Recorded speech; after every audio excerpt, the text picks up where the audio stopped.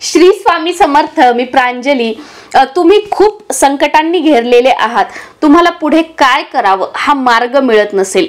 तुमची मुलं व्यसनाच्या आहारी गेले आहेत. तुमचे मिस्टरांना बाहेरचा नाद आहे किंवा व्यसनाच्या आहारी गेले आहेत. दुसऱ्यांचं ऐकून घरात भांडणं करतात.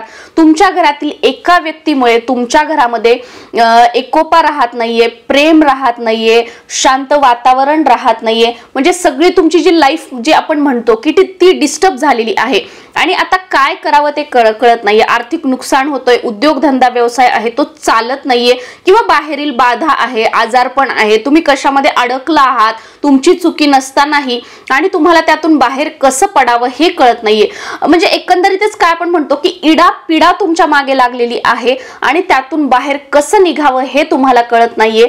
तर आजची जी सेवा आहे तर असा जगातला कोणताही व्यक्ती नाही की जी ही सेवा करू शकत नाही.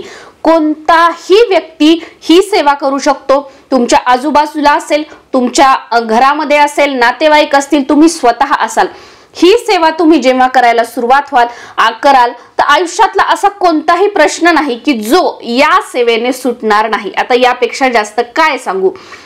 आयुष्यामध्ये जेव्हा आपल्यावर आपले गुरु कोपतात त्यावेळेला देवही काही करू शकत नाही आणि ज्या वेळेला देव आपल्यावर कोपतात त्यावेळेला आपले गुरु आपल्याला तारू शकतात. एवढं महत्व गुरूंचं आपल्या आयुष्यामध्ये आहे.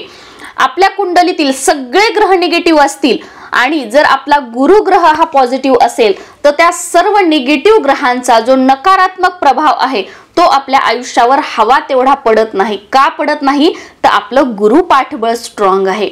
ज्या वेळेला आपलं गुरु पाठबळ स्ट्रॉंग असतं त्यावेळेला आपल्याला सुख, समृद्धी, ऐश्वर्याची प्राप्ती होत असते. कितीही संकट येऊ द्या, आयुष्य आहे, संकटही येणार आणि जाणार, पण त्या संकटाला सामोरं जाण्याचं जे धैर्य आहे, जे पाठबळ आहे ते आपल्याला आपले गुरु देत असतात. आणि जेव्हा त्या संकटाला पार करून आपण पुढे जातो तेव्हा आयुष्यामध्ये जे सक्सेस म्हणतो ना आपण, जे यश म्हणतो ना आपण, ते आपल्याला मिळत असतं. पण खरी परीक्षा जी असते ती म्हणजे या कठीण काळामध्ये, या संकटाच्या काळामध्ये उभं राहणं, त्या संकटाला तोंड देणं आणि पुढे चालत राहणं. हेच ज्यांना जमतं ते आयुष्यामध्ये सक्सेसफुल होतात आणि याच वळणावर आयुष्याच्या खूप जण फेल होतात. तर या वळणावर आपण स्ट्रॉंगपणे, ठामपणे उभं राहण्यासाठी आपल्याला ही आजची सेवा करायची आहे. मी जवळजवळ बघा आता बरेच वर्ष झाले असतील की माझ्या घरामध्ये प्रत्येक महिन्याला गुरुचरित्राचं पारायण केलं जातं. काहीही असू द्या, कितीही संकट असू द्या, काही असू द्या, मला जर 7 दिवसांचं जमलं नाही तर मी महिन्यामध्ये 3 दिवसाचं गुरुचरित्र पारायण करते. पण मी करते, काहीही जाऊ द्या. मला शक्य झालं नाही, माझे मिस्टर करतात, माझ्या मिस्टरांना शक्य झालं नाही, मी करते, पण आमच्या घरामध्ये गुरुचरित्र पारायण होतं. गुरुचरित्र पारायणाशिवाय आमच्या घरातला महिना कटत नाही. ही सद्यस्थिती आहे की आम्ही पारायण करतोच करतो. म्हणजे तुम्ही गुरुचरित्र पारायण जर तुम्हाला शक्य असेल प्रत्येक महिन्याला करणं तर तुम्ही करू शकता.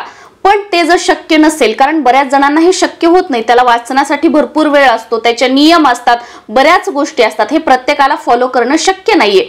पण मग तुम्ही गुरुचरित्र वाचू नाही शकत तर गुरुचरित्रातील 14वा अध्याय आणि 18वा अध्याय जर आपण कोणत्याही गुरुवारपासूनचीही गरज नाही, तर तुम्हाला गुरुवारपासूनची वाट बघायची नसेल तर काही नाही. आपल्या गुरूंची सेवा करण्यासाठी काय कोणता वार, काय कोणता दिवस, प्रत्येक क्षण.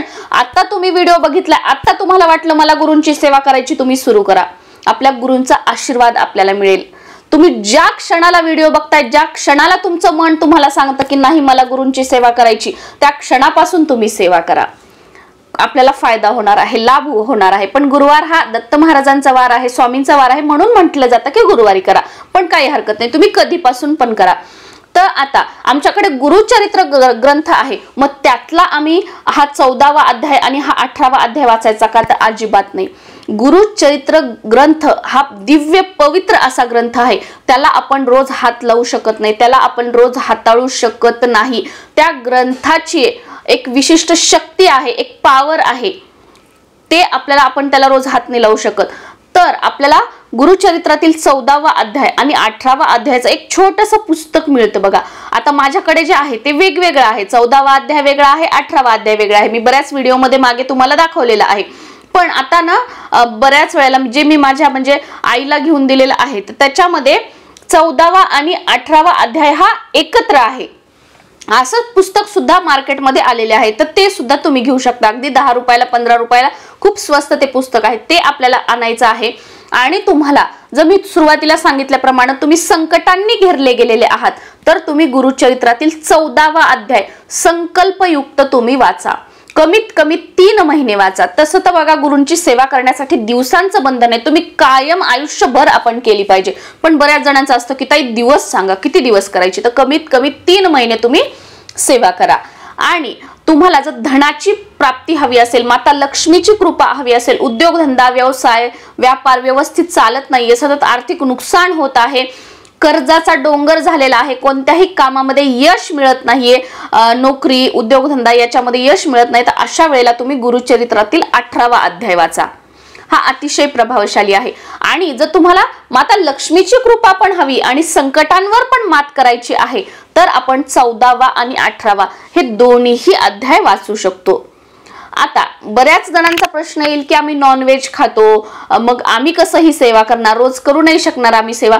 तर तुम्ही प्रत्येक गुरुवार वाचत चला. गुरुवारी तर तुम्ही नॉनव्हेज नाही खात ना, मग तुम्ही गुरुवारी वाचत चला. आणि खरंच ज्याला आयुष्यामध्ये आपल्या संकट आहेत, आपल्या घरामध्ये संकट आहेत, त्या व्यक्तीला काय हो की म्हणजे खाण्यामध्ये गोडी की मला नॉनव्हेज खायचंय हे खायचंय, आपल्याला लाईफ चेंज करायची आहे, आपल्यावर संकट आहेत दुःख आहेत, यातून आपल्याला बाहेर पडायचंय, मग थोडं तरी कॉम्प्रोमाइज करा. तुमचं जर लक्ष खाण्यामध्ये आहे की मी हे कंट्रोल करू शकत नाही तरी पण मला संकटातून बाहेर पडायचं आहे, तुम्ही स्वतःसाठी स्वतःच्या कुटुंबासाठी काही कॉम्प्रोमाइज करू शकत नाही, तर आयुष्यामध्ये काय करू शकणार, या गोष्टीचा थोडासा विचार करा. कारण बरेच ताई दादा असं असतात की आम्हाला खूप संकट आहेत ताई, पण मग नॉनव्हेज आम्ही नाही सोडू शकत, मग कशी सेवा करायची. करू नका सेवा, जे आयुष्य चाललंय तसं चालू राहू द्या. आपल्या आयुष्यात खरंच बदल हवेत, नॉनव्हेज सोडा, थोडंसं कॉम्प्रोमाइज करा.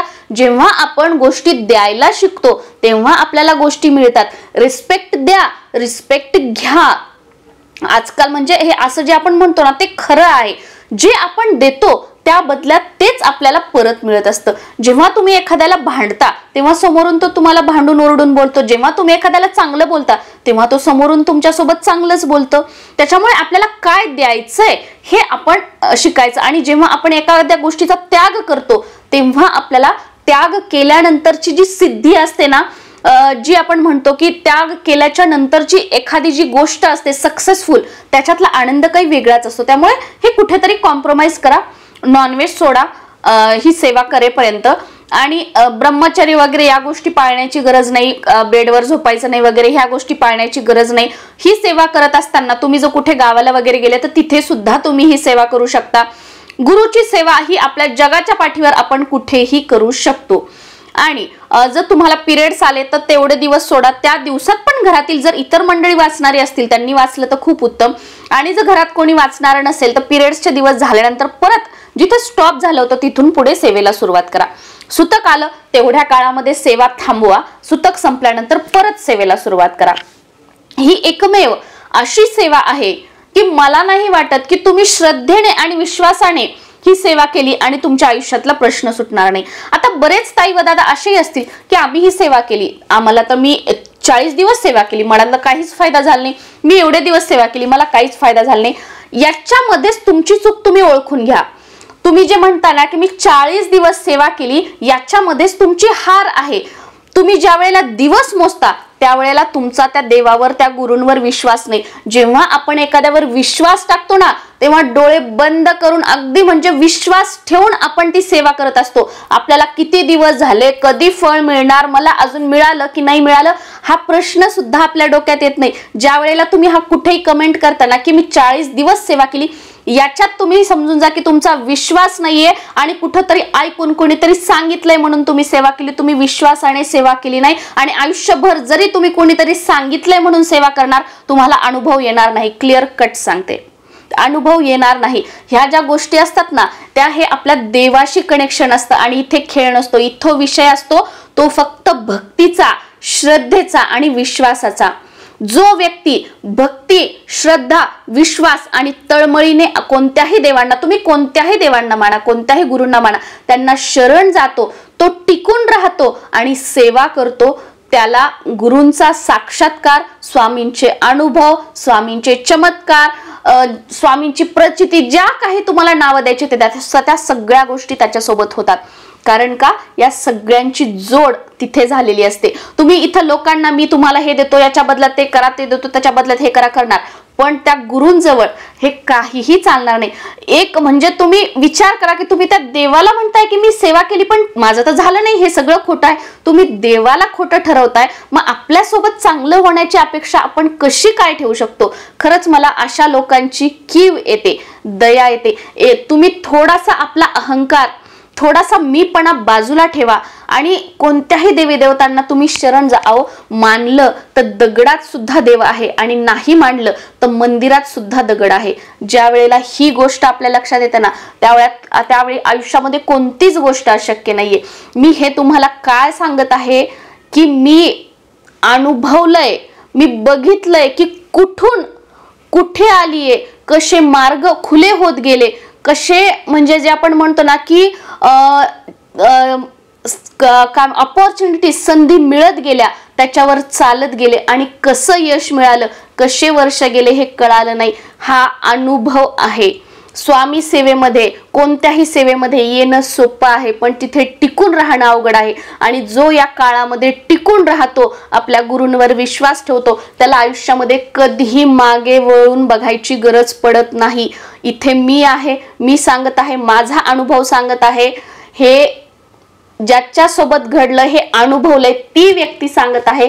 त्यामुळे तुम्ही कोणत्याही परिस्थितीमध्ये, असा व्हिडिओ मोठा झालाय पण हे जे सांगते ना ते हे अगदी अंतकरणापासून, ज्यांना ही गोष्ट कळेल ना ते आयुष्यात कधीच मागे वळून बघणार नाहीत, कधीच नाही.